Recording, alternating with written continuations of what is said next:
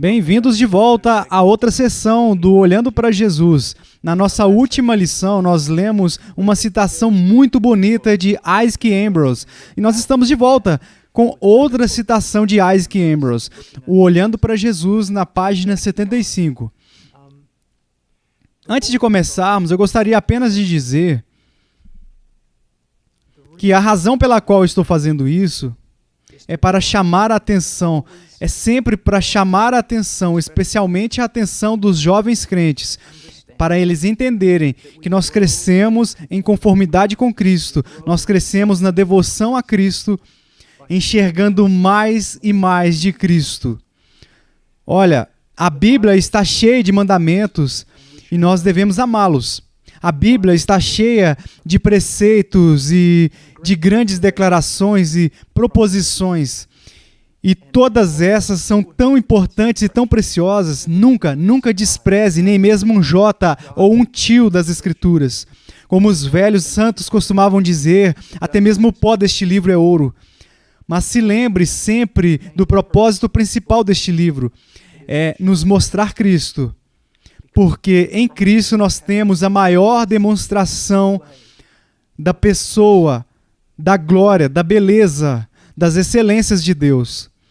E os autores que eu escolho ler para vocês, sim, nós vamos passar por muitos temas, mas sempre iremos rastrear e voltar para a principal coisa. E essa coisa é a pessoa de Jesus Cristo.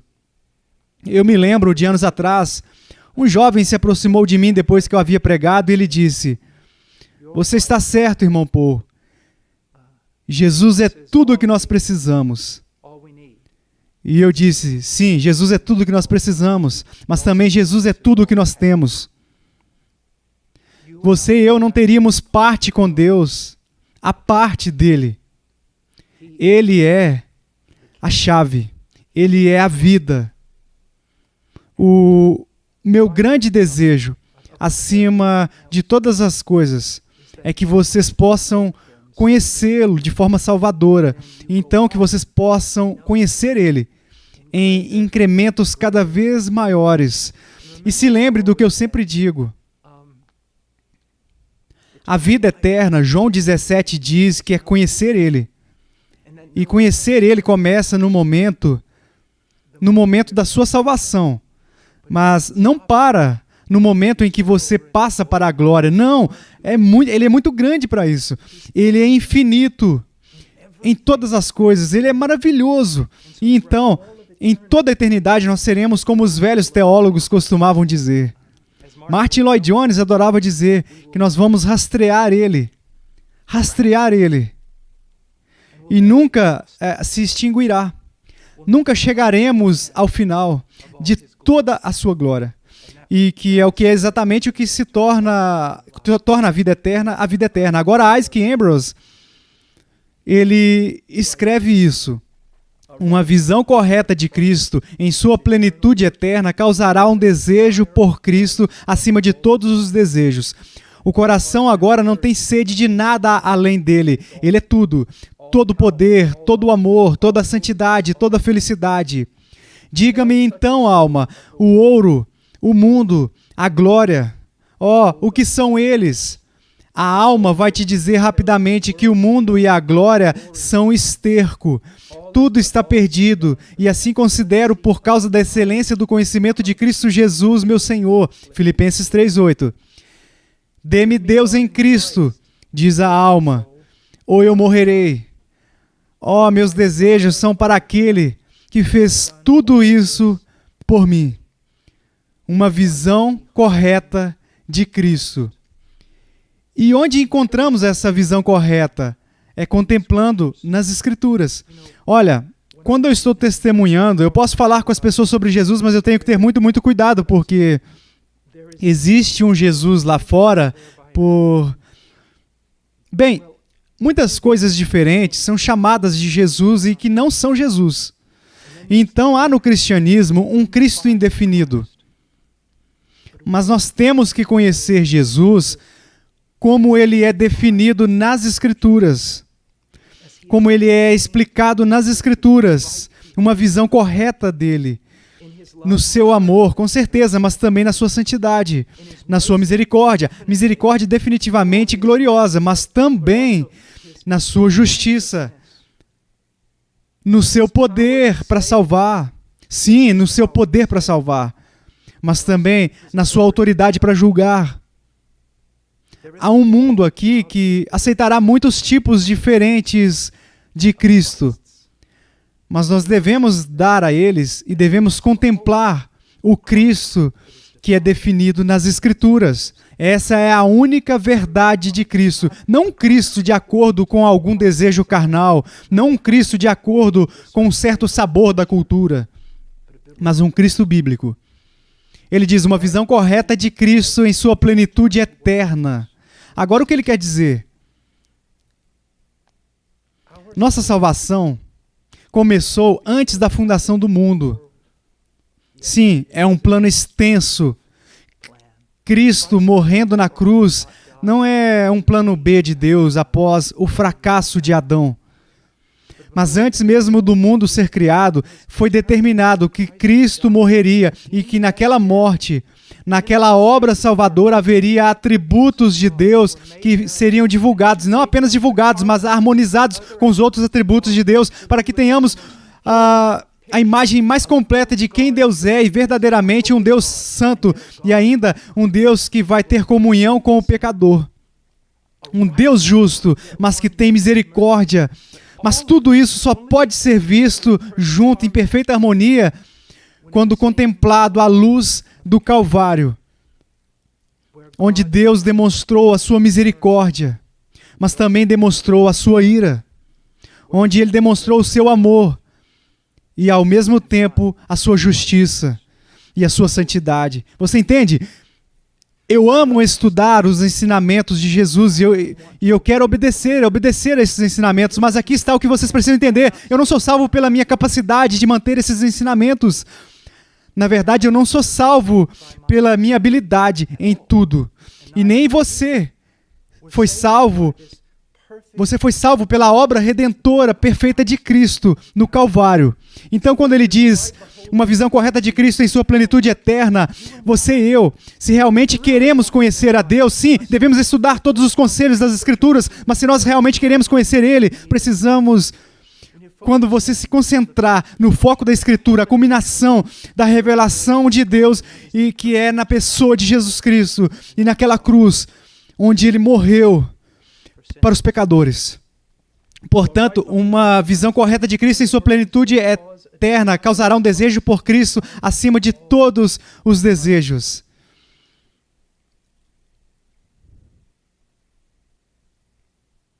Se eu tivesse que estabelecer uma razão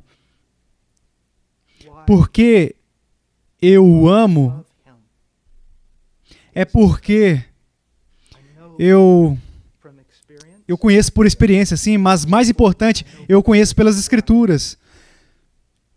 Eu conheço, eu sei o que eu fui. Ele morreu por aquilo que eu fui. Ele morreu por um miserável como eu. E o meu desejo por ele é o que obriga e me compele a ser um cristão. Compeliu o apóstolo Paulo. Foi o amor de Deus manifestado na cruz de Cristo. E a sua plenitude, o seu trabalho que ele fez por nós. E é por isso que ele é o desejo do cristão acima de todos os outros desejos. Sabemos quem Deus é. Sabemos o que nós éramos. E nós sabemos o que Deus fez por intermédio do seu Filho Jesus Cristo. E o coração agora não tem sede de nada além dele. Ele é tudo, todo poder, todo amor, toda santidade e toda felicidade. Você pode ser um novo cristão e pode dizer, sabe, eu acredito nisso, mas não é uma realidade na minha vida. Bem, deve ser uma realidade maior em todas as nossas vidas, incluindo os homens mais velhos como eu. Mas, jovem cristão, escute, eu posso te garantir algo. Se você for diligente em buscar a Cristo na sua palavra, em oração, se você fizer disso o objetivo da sua vida, então eu posso dizer que ele se tornará o seu desejo. e será uma realidade cada vez maior, que Ele é o seu desejo. E ele continua e diz, uma alma que teve um vislumbre de Cristo, que observou biblicamente, diga-me então, alma, o ouro, o mundo, a glória, o que são eles? O que são eles? Não são nada. Agora, se eu não tivesse Cristo, é claro que seriam magníficos. Mas à luz da revelação bíblica de quem Jesus Cristo é, deixa eu dizer isso o mais reverente possivelmente aqui. Até mesmo toda a beleza do céu fica pálida e não é nada em comparação com Cristo. E sem Cristo não há céu. Sim, para alguns homens, o mundo, o ouro, a glória significam tudo. E eu não os julgo, ou nem zombo deles, ou os acuso. O que eu quero é que eles vejam Cristo. Eu posso dizer a eles o dia todo que os seus desejos e as suas buscas são tolices. Que o mundo, o ouro, a glória não significam nada. Eu posso dizer a eles o dia todo, mas não, eles não vão virar o pescoço. Não vai fazer diferença alguma isso para eles. Mas mostrar a eles Cristo por intermédio das Escrituras e com o poder do Espírito Santo trabalhando, eles começarão a ver o que muitos de nós enxergamos agora. E é que o mundo, o ouro e a glória, o que diz, são como esterco. O mundo não é nada. Agora, eu sei que não é um termo muito agradável, mas é apropriado. O mundo não é nada. E a glória não é nada. Tudo está perdido, e assim considero por causa da excelência do conhecimento de Cristo Jesus, meu Senhor. Agora observe que não diz que as excelências, as bênçãos que Ele pode me dar, as excelências de como Ele pode consertar minha vida, ou mesmo que sejam coisas boas. É a excelência de apenas ser capaz de olhar para Ele.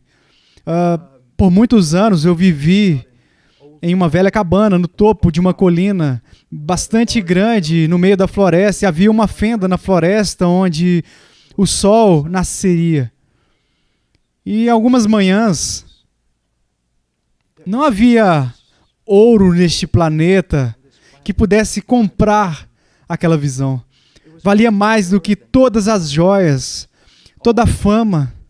Apenas se assentar naquela velha varanda, com vista para aquela colina, e ver aquele sol nascer, a beleza de tirar o fôlego. Bem, isso não é nada.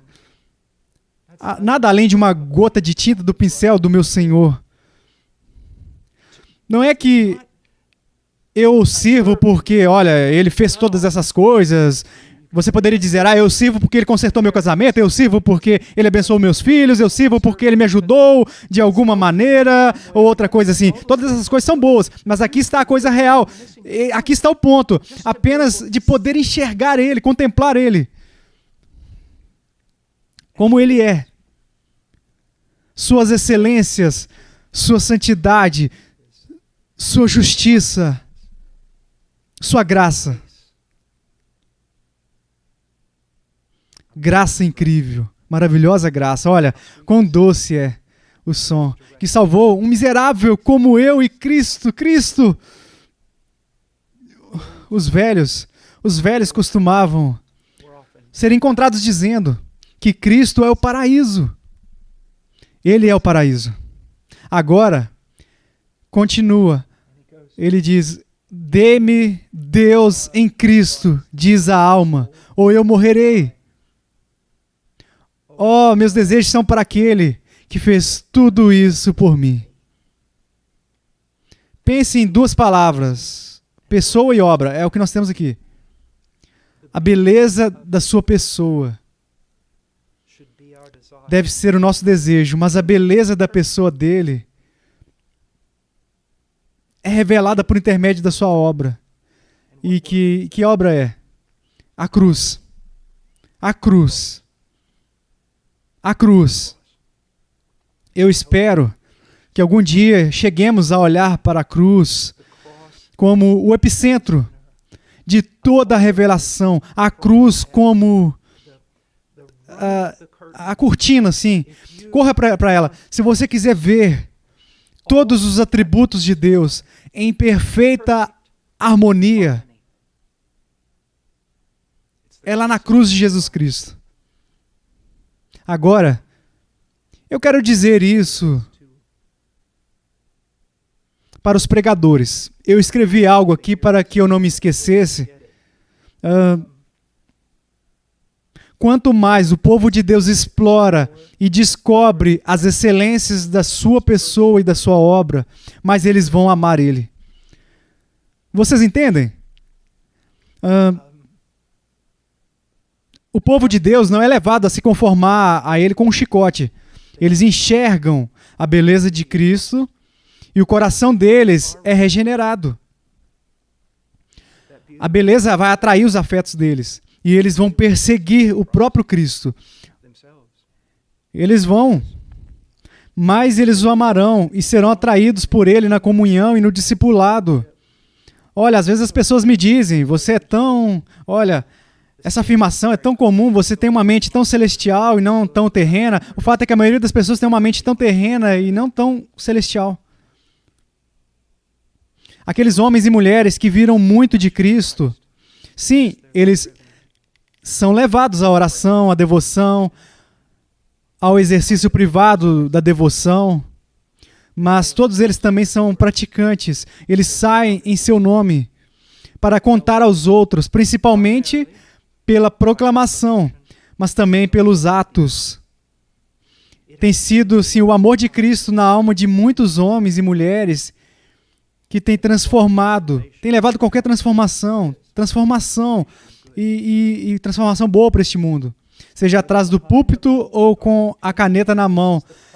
Esta é a principal tarefa do expositor e por esta razão que ele se retira da multidão e entra no seu estudo para pesquisar as Escrituras em busca de pedras preciosas do Evangelho.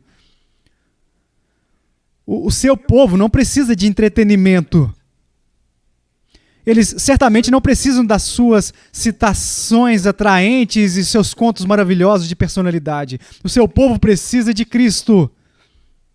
E você deve dar a eles todas as quartas ou domingos, quando você subir no púlpito, o propósito seu é dar Cristo a eles.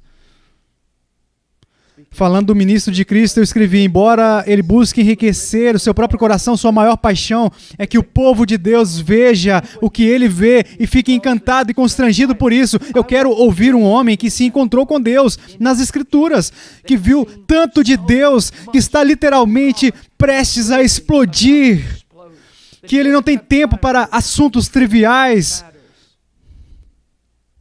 Ele quer, é como o anjo. Ele tirou um pouco da brasa do altar, ele correu com ele para levar ao povo de Deus.